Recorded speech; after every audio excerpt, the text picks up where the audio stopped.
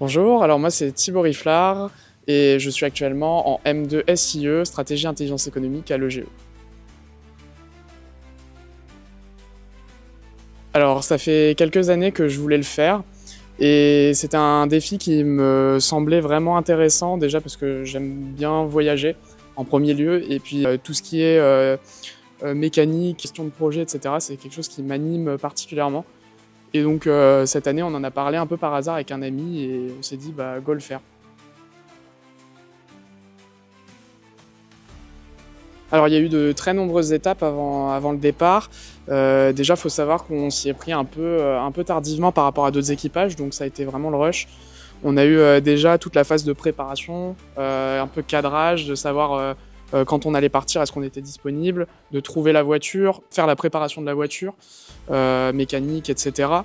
Ça a été très long. Après, trouver les sponsors qui sont susceptibles de nous fournir une aide matérielle et économique. Et puis finalement, il y a tous les derniers préparatifs liés à la gestion du voyage, les choses à amener, etc. Donc c'est vrai que c'est une assez grosse organisation.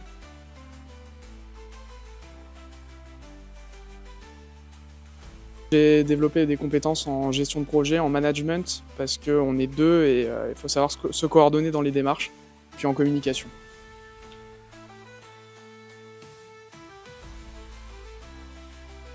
C'est très intéressant comme question parce qu'à l'EGE, on développe beaucoup de gestion de projet.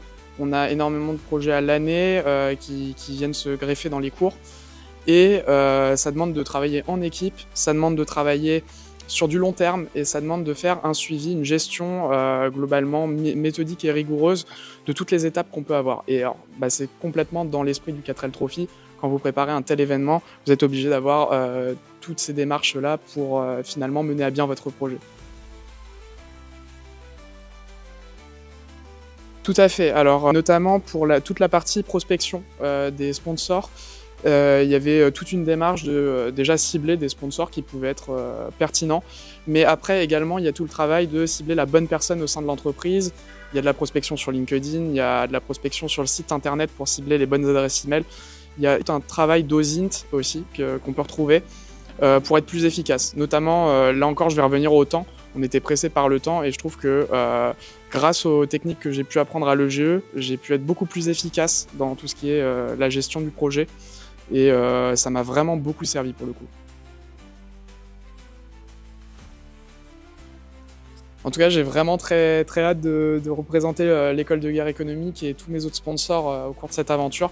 Je suis vraiment content de faire ça et aujourd'hui, je pense qu'on va passer 2 très belles semaines au Maroc et ça me rend très heureux en tout cas.